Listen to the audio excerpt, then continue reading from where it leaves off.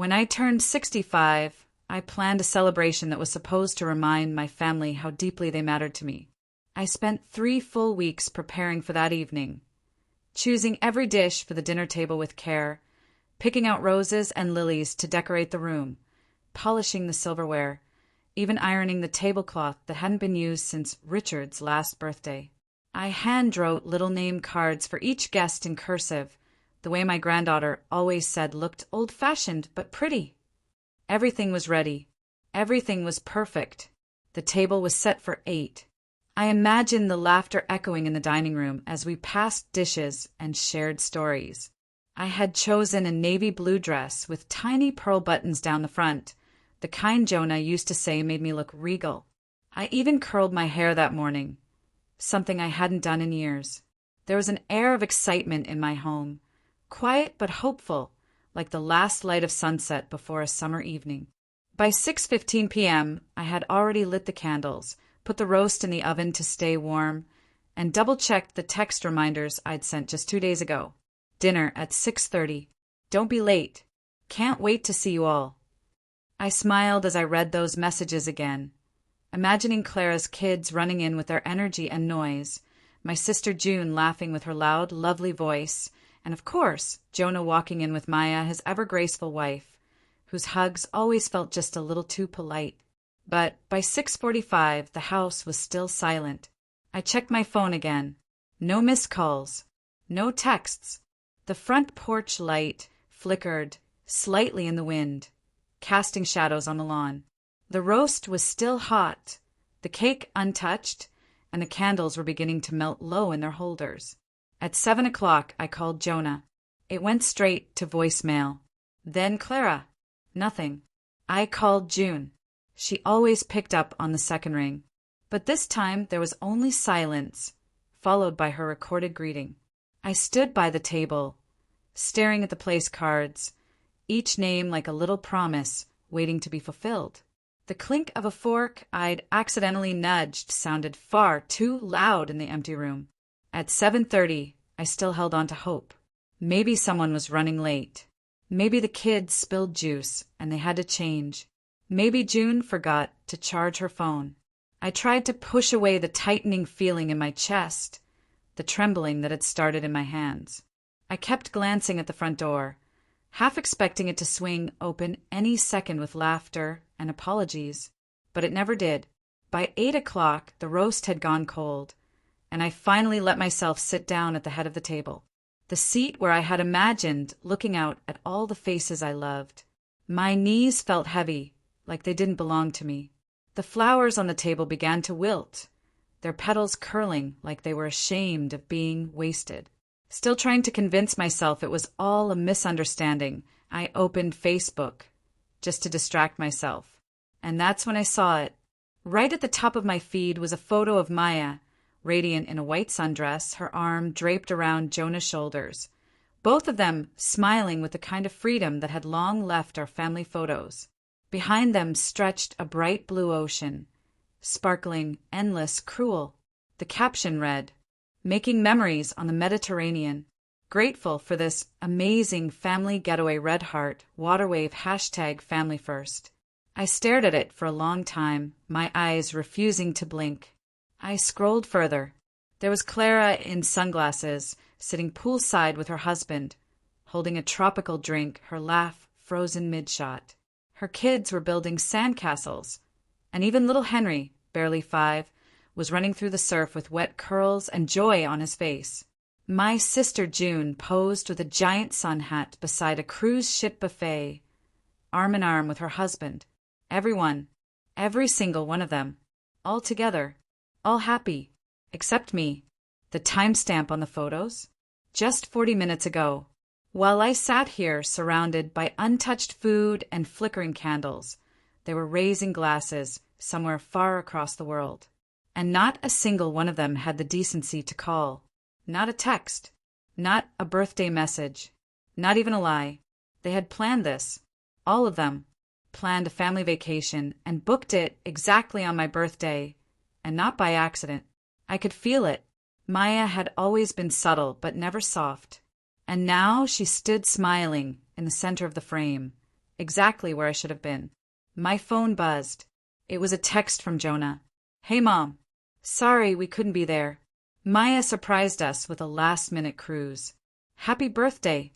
Hope you had a relaxing evening." Last minute? Who books an international cruise at the last minute for 8 people? I set the phone down slowly, carefully like it might explode. If I held it any longer, I would have thrown it across the room. Maybe I still should have. But instead, I turned off the oven, wrapped the untouched chocolate cake in plastic wrap, and started cleaning up the plates. The sound of the china stacking echoed in the silence. What had I done to deserve this? How had I become this invisible? In all the years I'd bent backward to make others comfortable, remembered every birthday, cooked every meal, picked up every dropped detail, they had chosen to erase me. Like I didn't matter, like I never had. As I switched off the dining room light, I caught my reflection in the window. I looked smaller, not just in body, but in presence, like someone who once mattered and had quietly faded. And that's when it began, that quiet flicker of something sharp. Not sadness, not even grief, but anger, real, molten, clear. They thought they could forget me, that I'd disappear quietly. They had no idea what I was about to remember. The night stretched long and sleepless. I lay in bed staring at the ceiling, my arms stiff at my sides, the glow of the hallway light seeping in through the crack under the door.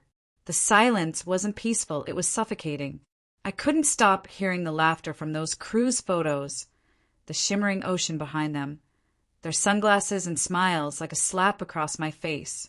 Sleep wouldn't come, so I got up and made tea I did want, sipping it in the dark while the house sat heavy around me.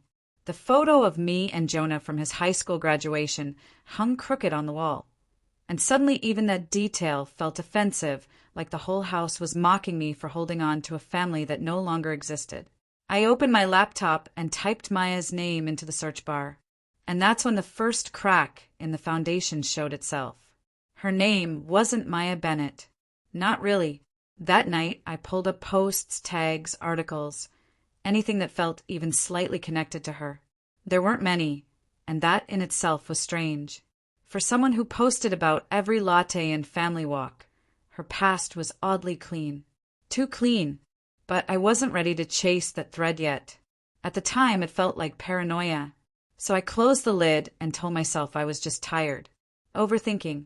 Maybe they really hadn't meant harm. Maybe Maya really had sprung the cruise as a surprise and Jonah, sweet Jonah, had just gone along with it, clueless as ever.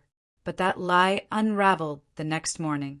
I went to the cafe down the street for fresh air and bumped into Lorraine, the local florist, who asked me how the birthday dinner had gone. I tried to smile. "Did the whole family make it?" she asked. My throat tightened. They were away. "Oh no," she said, brows furrowing. "That's right. Clara came in last week to order an anniversary bouquet. Said she needed it early because they'd be out of the country for your birthday week." My fingers froze on the rim of my coffee cup. So it hadn't been last minute. Not even close. I walked home in a daze, heart thudding in my chest, feeling like my house wasn't mine anymore. I sat at the kitchen table and tried to think back. How many times had things shifted without me noticing? Tommy's 4th birthday. I remembered that day. I'd been so excited. I even bought him a remote control fire truck. But when I arrived at the party venue, Maya had met me at the door with that same sweet, careful voice. "Oh, Nora, didn't Jonah tell you? The party got moved to tomorrow. Emergency scheduling thing with the bouncy house rental." I remembered how I'd stood outside that hall, hearing laughter inside, children shouting, balloons visible through the glass. Later, Jonah told me the party had gone wonderfully and acted confused when I mentioned the schedule change. "I thought you didn't feel up to it," he'd said. I'd blamed my memory. My phone. Maybe I'd missed something. I hadn't. Then there was Lila's first day of school. I'd asked Maya twice what time they were dropping her off so I could come take pictures. She told me it was really early, like before 7. Said the kids might be too tired for visitors. So I showed up at 6:45 anyway, and the school's security guard told me she'd been dropped off at the regular time, 8:30. I missed the whole thing. The tiny wave she gave Jonah as she walked through the doors, her first backpack, her nervous smile. I told myself maybe they'd forgotten I was coming. It was always so easy to excuse them. Until now. Because now I was seeing the pattern. There was that Christmas 2 years ago. Maya called and told me gently that Jonah was overwhelmed and just wanted something small. "Just us and the kids," she said. "He's been really burnt out, Nora. I'm sure you understand." I spent that Christmas alone, microwaving leftover ham and watching reruns of holiday movies with canned laughter that echoed painfully. A week later, June called me. "I thought you were at the Christmas party," she said. Maya posted photos on Instagram. Looked like a full house. 20 people, neighbors, Jonah's college buddies, even some folks I barely recognized. Everyone but me. I didn't cry. Not then. I just went outside and stared at the frost on my rose bushes, wondering how long I'd been getting slowly, carefully removed from my own family. And now, staring back at those cruise photos with everyone tan and smiling, it all made sense. They hadn't forgotten me. They'd chosen to leave me out. Not once, but over and over again. I opened Maya's profile and started scrolling. Not passively this time. No, I was studying now. Every photo, every caption, every smiling shot of Jonah holding their kids at festivals, barbecues, school concerts. Moments I had asked about. Moments I'd been told were nothing special, just a practice, or too last minute for visitors. But there she was, front and center in all of them. There were comments, too. Such a beautiful family. "Maya, you're such a wonderful mom. Jonah and the kids are so lucky to have you." And not once in hundreds of pictures was I there. I wasn't part of their story. I was a ghost in the background they'd carefully cropped out. My hands clenched so hard the mouse nearly cracked. And yet, the cruelest part was how natural it all looked. Like I'd never existed. Like I wasn't meant to be there. Like my absence was just a normal, silent part of their family dynamic. I walked to the garden and stood by the small bench under the elm tree. Jonah used to sit there as a boy while I read to him, his little knees tucked up under his chin. He used to beg me to bake cinnamon rolls and sing the silly jingle from his favorite cartoon. I hadn't heard that jingle in years. Hadn't made cinnamon rolls in longer, because he never asked any more. I remembered when we used to talk twice a week, Sunday dinners every month, him calling to ask for help fixing his resume or asking how to cook chicken the way I used to. Then Maya came along, and gradually all of it faded, from twice a week to once a month, from family dinners to missed calls, from shared recipes to vague texts. I didn't realize at the time, but I was being replaced, and Maya never had to say a cruel word. She didn't need to. She worked in the spaces between the noise, in the suggestions, in the pauses, in the way she said, "I think your mom's looking tired lately," or "Maybe it's too much for her to watch the kids alone." And Jonah, my sweet, trusting Jonah, he believed her. He always did. The next day, I stayed in bed longer than usual. I didn't feel like getting up. My legs felt heavy under the covers, and my chest had this strange pressure, like something was sitting on it. The house was quiet, too quiet. I used to love that silence. After Richard passed, it had felt like peace. But now it just felt empty. I made some coffee, but it didn't taste right. I poured most of it down the sink and wandered into the living room, holding my mug even though it was cold. I kept thinking about Jonah's text. Maya surprised us with a cruise. Happy birthday, though. That word, the O, it hurt more than anything else in the message. It wasn't just about the cruise. It was about everything. Every missed moment. Every time they pushed me to the side without saying it out loud. I sat at the kitchen table and stared at the pile of birthday cards I'd bought weeks ago. I'd picked out a different one for each family member. Funny ones for the kids, sentimental ones for Jonah and Clara. I'd written sweet notes in all of them, even adding a personal memory or two. They were supposed to be thank you cards for coming to my dinner, but they were still here, unopened, pointless. The sun came up slowly, lighting the curtains with a soft gold. It was supposed to be comforting, but all it did was remind me that another day had started and I was still alone. Then the doorbell rang. At first, I thought it was a delivery. Maybe flowers from a friend or neighbor who remembered my birthday. Maybe someone finally remembered. But it wasn't. When I looked through the peephole, I saw a man I didn't recognize. He looked about 45, maybe older. He had a long coat, and his hands were deep in his pockets. He looked nervous, like he wasn't sure if he should be there. I almost didn't open the door. I was in no mood for strangers. But something in his eyes, some mixture of worry and hesitation, made me pause. Yes. I called through the door. Are you Mrs. Nora Hastings? His voice was quiet, careful. I blinked. Yes. Who's asking? My name is Daniel. Daniel Chen. I need to talk to you about Maya. That name hit like a slap. What about her? I asked, keeping the chain on the door as I cracked it open. He looked even more uneasy up close. His eyes had dark circles under them, like he hadn't slept well in days. His voice trembled a bit when he said, I think my son might be living in your house. With Jonah. With Maya. I stared at him. What did you say? His name is Max, he said, almost whispering. He's 7 years old. Brown hair. Scar on his chin from falling off his bike when he was little. My heart stopped, because that described Max perfectly. I opened the door the rest of the way, still keeping some distance between us. Come inside. Daniel walked in slowly, looking around like he was afraid something would jump out at him. He sat on the edge of the couch, hands clutched together so tight his knuckles were white. I offered him coffee. He shook his head. I don't know where to start, he said. Try, I replied. I've had a strange week. Maybe we're meant to talk. He nodded. I knew Maya years ago, he said, his voice shaking. Her name wasn't Maya then. It was Margaret. Margaret Winters. We dated. Lived together. Almost got married. She got pregnant, and I thought we were going to be a family. I leaned forward.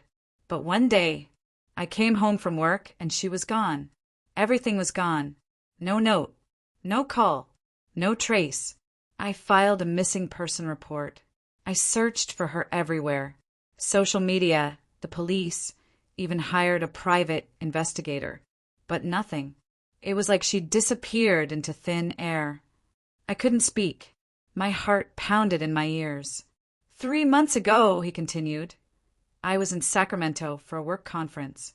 I went out for lunch and saw her, walking down the street, holding hands with a little boy. His voice cracked. I followed them for a few blocks.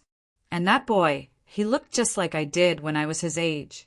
Same eyes, same little gap between the front teeth, the same chin. I swallowed hard. Max. I whispered. He nodded. I've been watching them ever since. From a distance. I know how it sounds, but I had to be sure. He reached into his coat and pulled out a folder. Inside was a photo of him as a child. And God help me, he looked just like Max. This could still be coincidence, I said, though my voice shook. I thought so too, Daniel said. But I didn't stop there. I hired a better investigator this time. Got a DNA sample from Max. His barber had a bit of hair from a trim. I had it tested against mine. He handed me another envelope. I just got the results. Yesterday. I stared at the envelope. My hands were sweating. You haven't told Jonah? I asked. No, I haven't told anyone. Except you. Because I know this will change everything. And I didn't want to blow up a child's life without being sure. I slowly opened the envelope, and there it was, in black and white, 99.7% probability of paternity. My knees felt weak. Max wasn't Jonah's son. He never had been. And everything about Jonah and Maya's marriage suddenly felt like it had been built on a lie. I placed the DNA results on the coffee table and leaned back in my chair, my head spinning. I couldn't make sense of the words, even though they were clear, scientific, undeniable. Max wasn't Jonah's biological son. He was Daniel's. The same Max I'd rocked to sleep when he had a fever, the boy who used to sit on my lap and ask me to read him the same story 3 nights in a row. He wasn't my grandson by blood, but he still felt like mine. Daniel sat across from me, watching me closely but not pushing. "I'm sorry," he said, voice low.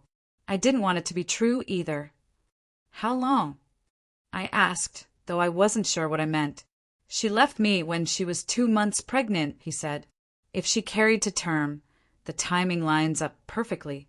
Max would have been born exactly when he was." I thought back to when Maya had told us she was pregnant. It had all happened so fast. Jonah had only been dating her for a few months when she told us. I remember being surprised, even worried. But Jonah was over the moon. He said it didn't matter how quick everything was. They were in love, and this baby was a blessing. He trusted her. We all did. "She told Jonah the baby came early," I said quietly. 3 weeks premature. Small but healthy. That's what the doctor said. Daniel nodded. "Not early. Just early for Jonah. Max was right on time for me." The room went quiet. The ticking of the wall clock sounded too loud, like it was counting down to something none of us wanted to face. "I don't want to take Max away from Jonah," Daniel said. "He's the only father Max has ever known. I'm not here to break their bond." "Then why tell me this?" I asked. "Why now?" Daniel took a deep breath. "Because I saw something in those cruise photos. Something that scared me. You weren't in them. You weren't even mentioned.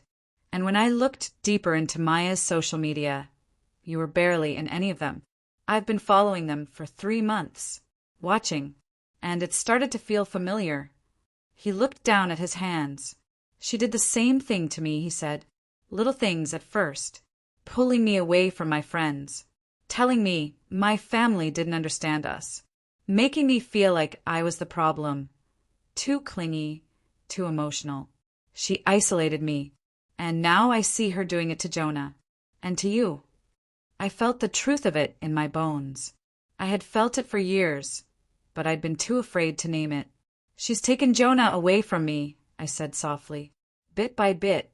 Always with kindness. Always with smiles. But it's been happening." "She's afraid of you," Daniel said. "Mothers ask questions. They notice timelines. They remember things. She needed to keep you distant so you wouldn't start putting the puzzle together." My stomach twisted. Why would she go to all that trouble? If Jonah already believed the baby was his, why keep pushing me away? "Because you were the one person who could ruin the lie," Daniel replied. "She could control Jonah, but not you. So she tried to erase you." I stood up and walked to the window, looking out at the quiet street. A couple walked past with their dog, chatting softly, wrapped in scarves and sweaters. Their life seemed so normal. Mine was unraveling. "She used him," I said. "She got pregnant by someone else, left without a word, then found Jonah to raise her child. And now she's doing it again." Daniel nodded. "She's built her life on lies. I have proof. The investigator found her real name, Margaret Winters. She's been married twice before. Both times, she vanished when things got too real. She took alimony from both men. Both of them said she isolated them, just like she's done to Jonah." I turned to him, my voice sharp. "And now Max is in the middle of all this." "I don't want to hurt Max," Daniel said quickly. "I want to protect him. And I think you do too." "I do," I whispered. He reached into his coat pocket and pulled out a card. "Here's my number. I didn't come here to stir up drama. I can't sit by any more while she keeps doing this. I thought maybe if we worked together, we could figure out what to do." I stared at the card in my hand. Daniel stood and headed to the door. "Think about it, but don't take too long. They'll be back from the cruise in a couple of days, and Margaret, she'll know if something's different. If we're going to do anything, it has to be soon." I nodded slowly. After he left, I sat in the living room for a long time, holding that manila envelope like it might burn through my fingers. The DNA results. The proof. I felt like the ground had shifted under my feet. Everything I believed about my family was cracked open. And yet, in that silence, something else stirred too. I wasn't alone anymore. I wasn't crazy. I wasn't imagining it. Someone else saw what I saw, and he was willing to fight for the truth.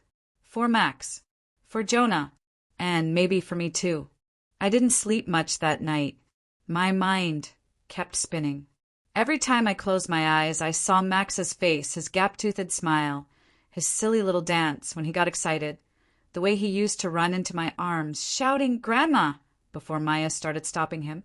I had raised him like he was mine, held his hand when he got his first scrape, read to him while he sat curled up under a blanket, kissed his forehead every time he looked unsure or scared.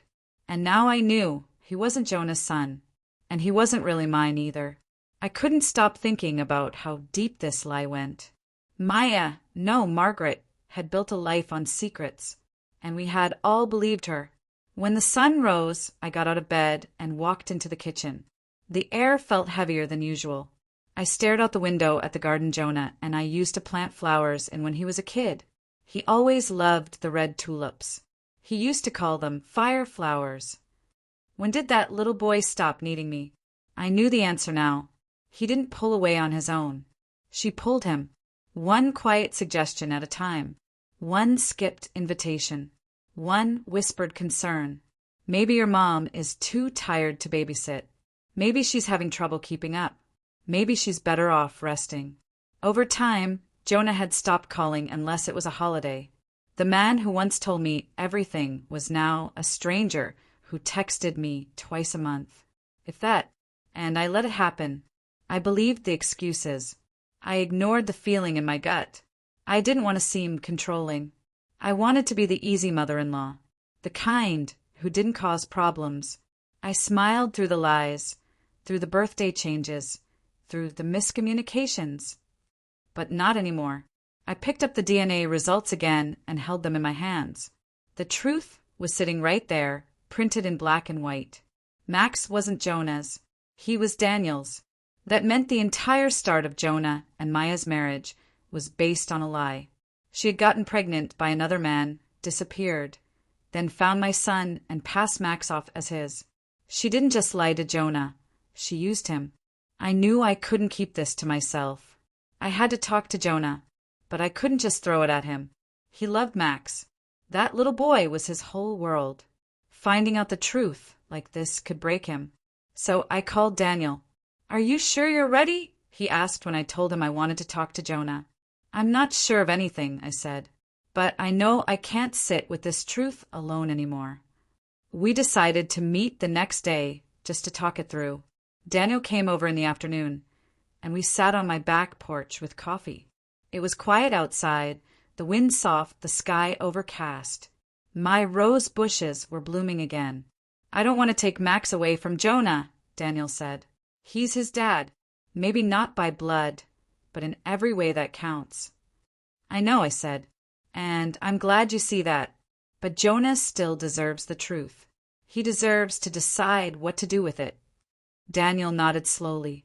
"I just hope he doesn't hate me for telling him." "He won't," he said. "If anything, he'll hate her. For stealing your son. For stealing our family." We talked for over an hour.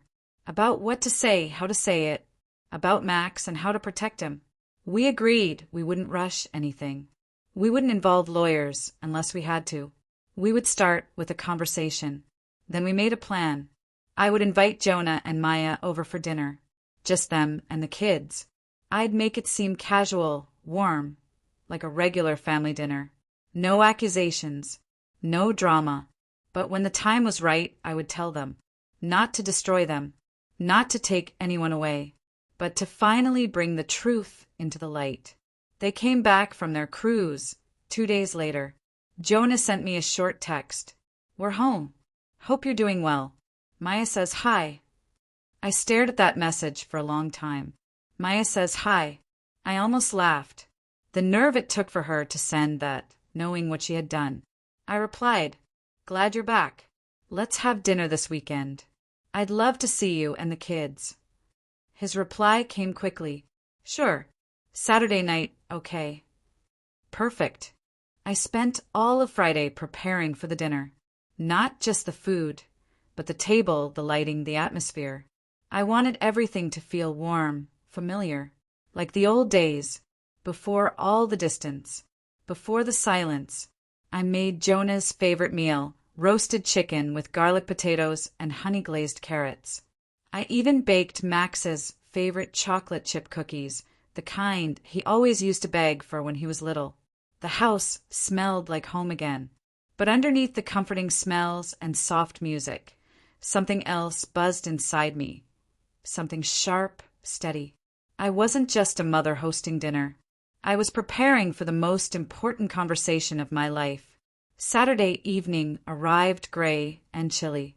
The kind of weather where families gather inside, not knowing the world is about to shift. They arrived right on time. Max burst through the door first.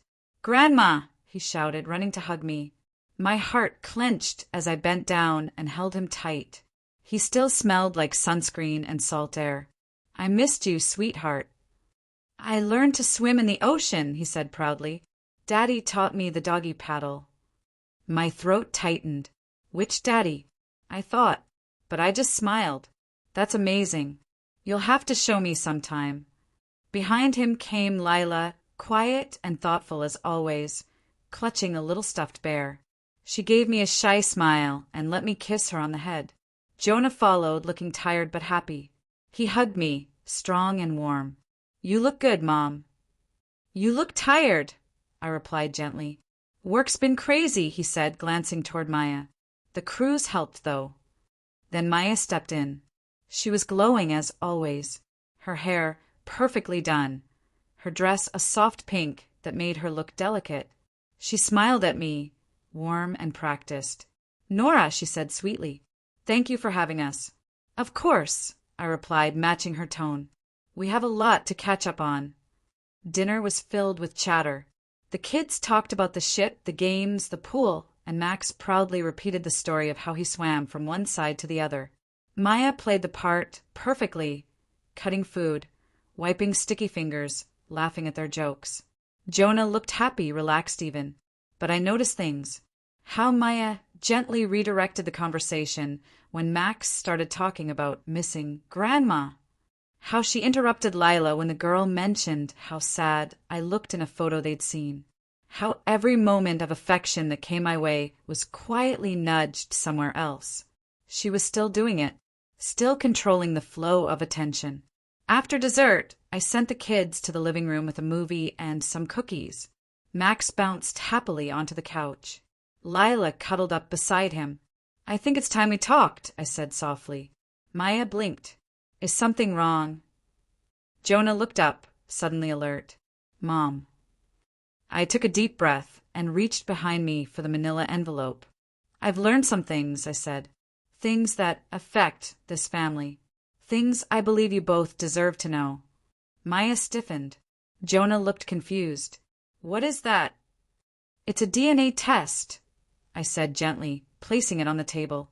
"It shows that Max isn't your biological son, Jonah." Silence. Total, absolute silence. Jonah stared at me like he hadn't heard correctly. Maya's face went pale. "That's not possible," Jonah said. "He's mine. I was there when he was born." "Yes," I interrupted softly.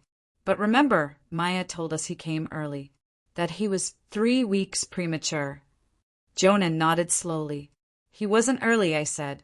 "He was right on time for someone else." Maya stood up, her chair scraping loudly against the floor. "This is insane. Where did you even get that?" "From someone who had the right to know," I said firmly. "His name is Daniel Chin. He's Max's biological father." Jonah's eyes darted between me and Maya. "What's going on?" "Maya, tell me this isn't true." Maya's lips trembled. "She's trying to break us apart. You know how she feels about me. She's always been cold to me." "This isn't about feelings," I said, my voice steady now. It's about facts. Margaret, left Daniel when she found out she was pregnant. She disappeared, then met Jonah just in time to pass Max off as his. Jonah looked frozen, like someone had punched the air out of his lungs. Wait, he said slowly. Margaret. I nodded. Maya isn't her real name. Her real name is Margaret Winters. She's been married before. Twice. Both times she left suddenly. Both times there were lies. Maya's face collapsed. Jonah, please. But Jonah stood up slowly, pushing his chair back with trembling hands. Is it true? I didn't mean for it to happen this way, she said quietly, but we're a family now. No, Jonah said, stepping away from the table. You made us a lie. I sat still, letting it all happen. It wasn't my moment, it was his. Why? Jonah asked, his voice barely above a whisper. Why would you do this? Maya couldn't answer. She just shook her head, her eyes filling with tears.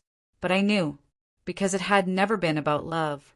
It had always been about control, about security, about building a life, no matter who got hurt along the way.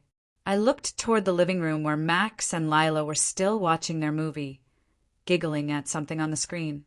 They had no idea the world around them was breaking open.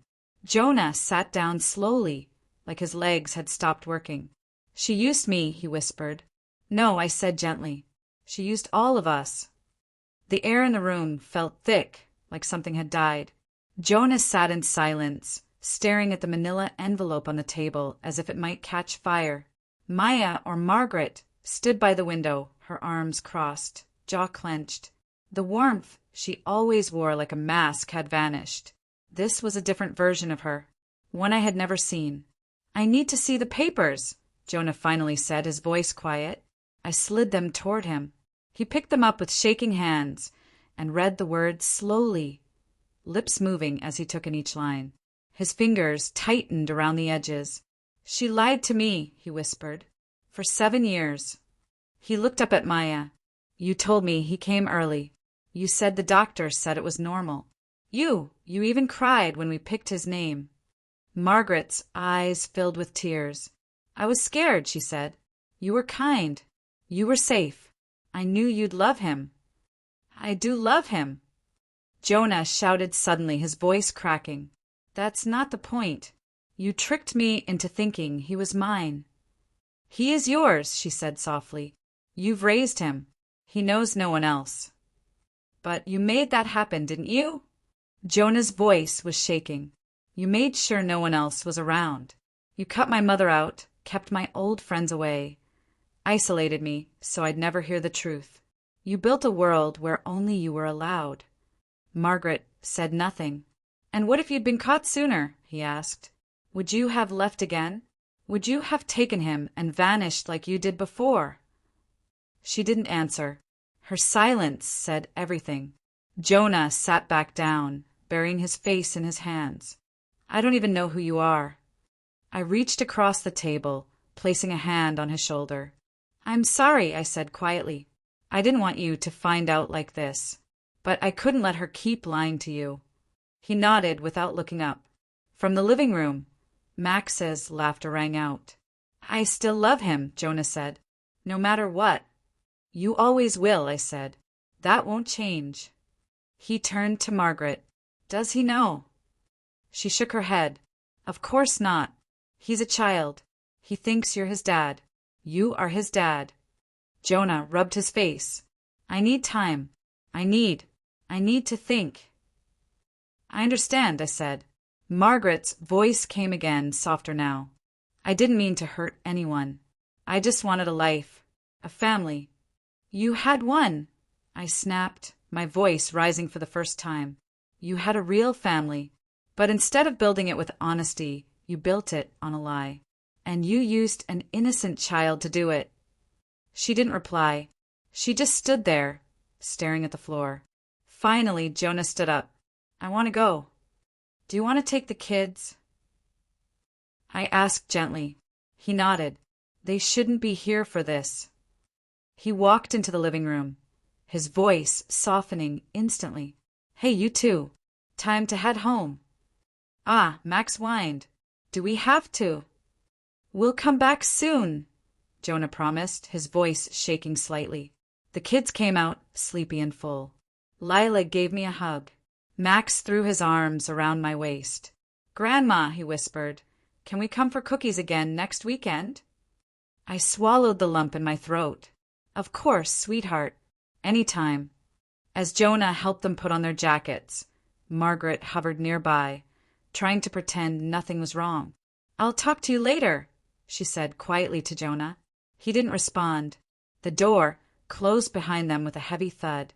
I stood in the hallway for a long time, staring at the spot where they'd just been. The house felt empty again, but it wasn't the same kind of empty as before. Now it was full of truth.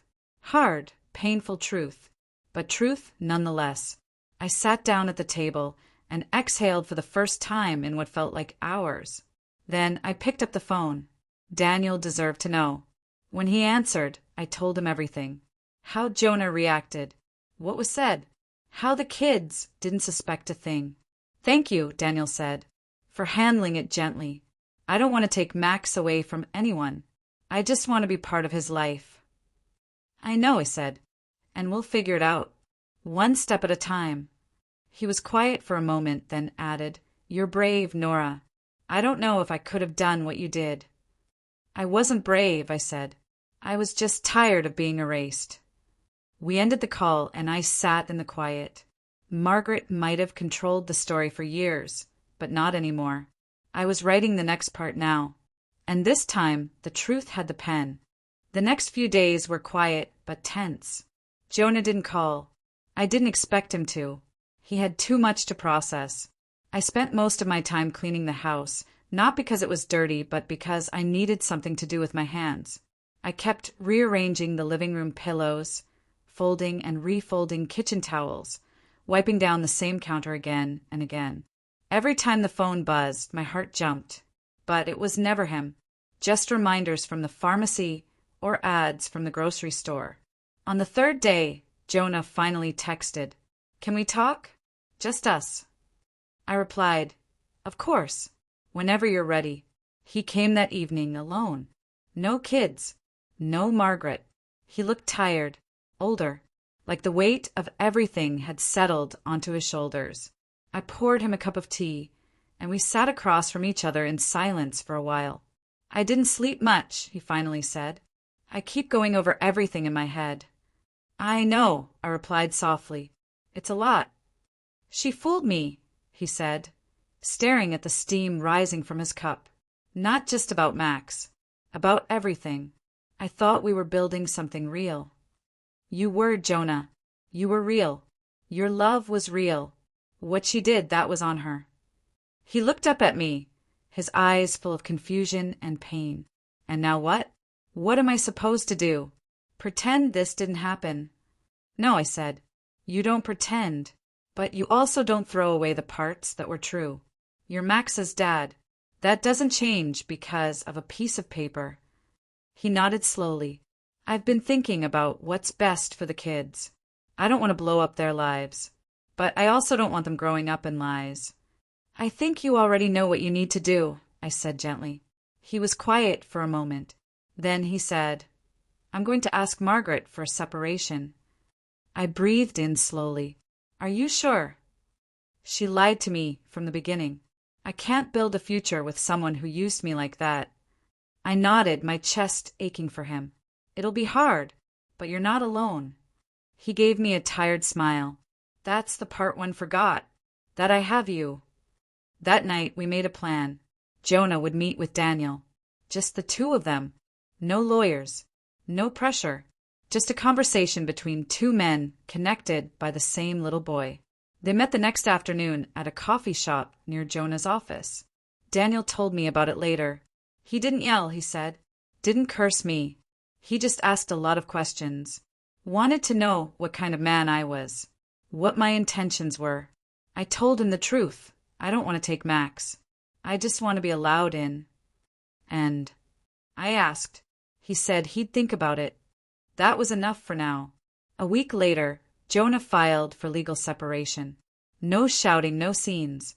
Just quiet papers and a clear message. Margaret didn't fight it. Maybe she knew there wasn't anything left to save. She packed a bag and left the next day. She didn't take the kids. That part surprised all of us. But in a strange way, it also made sense. Margaret never stayed once the lie was exposed. And now, there was nothing left to hide behind. Lila cried for her at first. She was old enough to notice the absence. But Max didn't say much. He just grew quieter, slept more, hugged tighter. That's when the real work began. Therapists, school counselors, long talks at the dinner table. Jonah stayed in the family home, and Daniel moved into an apartment just a few blocks away. Close enough to be part of their lives, but far enough to give them space. Max started calling Jonah Dad and Daniel Daddy Dan. It happened on its own. No one told him what to say. Lila just called them both my dads. Children are so much better at change than adults. The first time we all had dinner together was awkward. No one knew where to sit.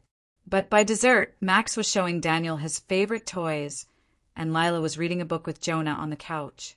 It wasn't perfect, but it was real. And slowly, it began to feel like a new kind of family. I started seeing the kids more. Weekly visits turned into weekend stays. Jonah started calling again, not just for help, but just to talk like he used to. One night, while we were cleaning up after dinner, he turned to me and said, "Thank you." "For what?" I asked. "For not giving up on me, even when I pushed you away." I smiled and touched his cheek. "You're my son. I'd wait a lifetime if I had to." The hardest part was explaining everything to Max. We kept it simple. Jonah told him that sometimes grown-ups make mistakes and sometimes families grow in unexpected ways. But none of it changed how loved he was. Then Daniel took a deep breath and said, "I'm your other dad, Max. I've loved you for a long time. I just didn't know how to find you." Max was quiet. Then he asked, "Do I have two dads now?" "Yes," Jonah said. "Two dads who love you very much." Max nodded. "Cool." And just like that, a new chapter began. Weeks passed, then months. Slowly, what once felt like a broken family began to feel whole again, but in a new way. Not like before. Not perfect, but stronger somehow. More honest.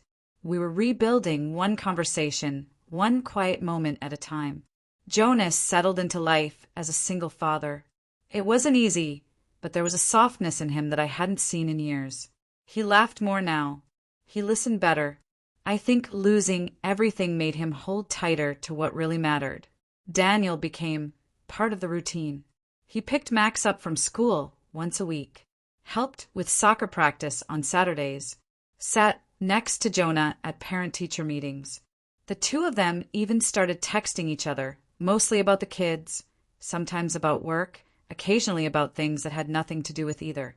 A kind of friendship began to form, slowly and carefully. And me? I finally felt like I belonged again. Sunday dinners became a tradition. Every weekend my house was full again. Full of voices, dishes clinking, kids running through the hallway. Lila liked to help me cook. Max loved to set the table. Jonah and Daniel took turns doing dishes while teasing each other over who was slower. We hung new family photos in the hallway. Pictures from the zoo, a picnic at the park, even one from Max's school play. This time I was in all of them. No one got cropped out. One Sunday night, after dinner, Jonah and I sat on the porch watching the kids chase fireflies in the yard. Daniel had gone home early, and the house was finally quiet again. "I never thought I'd get this back," Jonah said softly. "What?" "My family. My peace." "You didn't lose it," I replied. "It was just hidden under a lie." He turned to me. "Do you think I'll ever really forgive her?" I took a moment before answering. I think forgiveness isn't about letting someone off the hook. It's about freeing yourself from the weight they left behind. Jonah nodded, eyes distant. "She doesn't even call. Not once since she left." "That's her choice," I said. "You can't control it. But you can control what you build now. He smiled faintly. I think we're doing okay. We're doing better than okay. The next week, Daniel pulled me aside before dinner. He looked nervous, like he had something big to say. I've been thinking, he began, rubbing the back of his neck. I want Max to feel like he belongs to all of us, that he's part of something bigger than the past. What do you mean? I asked gently. I want to add your last name to mine, he said. Not legally for Max, at least not yet, but for me. So he knows we're all connected. So if someday he wants it, it's already there. I stared at him, touched in a way I hadn't expected. You'd do that? He nodded. This family saved me, Nora, and I want to honor that. Tears welled in my eyes. Then I'd be proud to have you carry our name. That Sunday, I added another place setting at the table. David Patterson Chen, the card read. Max read it out loud when he saw it. You're a Patterson too? Daniel smiled. Yeah, buddy. We're all Pattersons now. The kids accepted it like it was the most natural thing in the world. That night, after the kids were asleep, Jonah, Daniel, and I sat at the table with coffee and leftover pie. These had become my favorite moments, quiet, warm, honest. We've come a long way, Jonah said. We have, Daniel agreed. And we're not done yet, I added. But we're doing it together. Jonah looked at me, then Daniel. We're a strange little family. The best kind, I said. And we all smiled. 6 months after the truth came out, I stood in my kitchen, apron dusted with flour, stirring a pot of soup while Max and Lila played quietly in the next room. Their laughter filled the house like music. It was the same home where, not long ago, I'd sat alone on my birthday, wondering if I still had a place in my own family. Now that place was clear. There were backpacks hanging by the front door, drawings taped to the fridge, and mismatched socks in the laundry. My once silent house was alive again, not with noise but with meaning. That evening, Jonah and Daniel arrived together carrying groceries and a pie they'd attempted to bake themselves. It was lopsided and slightly burnt, but I placed it on the counter like it was a treasure. Don't lie, Mom, Jonah said, grinning. That thing looks like a science experiment. I laughed. It smells like one too. Dinner was filled with laughter, stories, and the simple kind of joy that doesn't need to prove itself. It just exists. The kids talked about school and their favorite cartoons. Daniel helped Lila with her spelling homework, while Jonah gave Max a pep talk about his upcoming soccer game. After dinner, when the kids had fallen asleep on the couch, the three of us sat around the table, just like we always did. Jonah took a deep breath. The divorce is final. I looked at him, waiting. I thought I'd feel broken, but I don't. I feel free. Daniel nodded. Sometimes the truth sets you free, even when it hurts first. Jonah looked at me. I owe you everything, Mom. If you hadn't stood up, if you hadn't fought back, you'd still be living a lie, I finished. He nodded. You saved our family. I shook my head. No, we saved it. Together. Daniel looked down at his hands, then back at us. You know, I used to think I lost everything when Margaret left me. But if she hadn't, I wouldn't have found you. I wouldn't have found him. He glanced toward Max, sleeping peacefully with his mouth slightly open and cookie crumbs on his shirt. We all went quiet for a moment, listening to the soft hum of the night, the kind of silence that felt comforting, not empty. Jonah turned to me. Do you regret anything?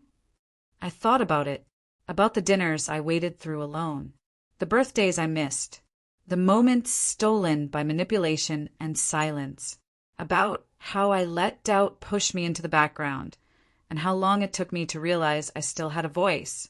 No, I said finally, because I learned something important. They both looked at me, waiting. You don't lose your place in a family just because someone else tries to erase it. Your love, your memories, your truth, they're stronger than any lie. Daniel nodded, quiet. Jonah took my hand. I hope Max and Lila grow up knowing that.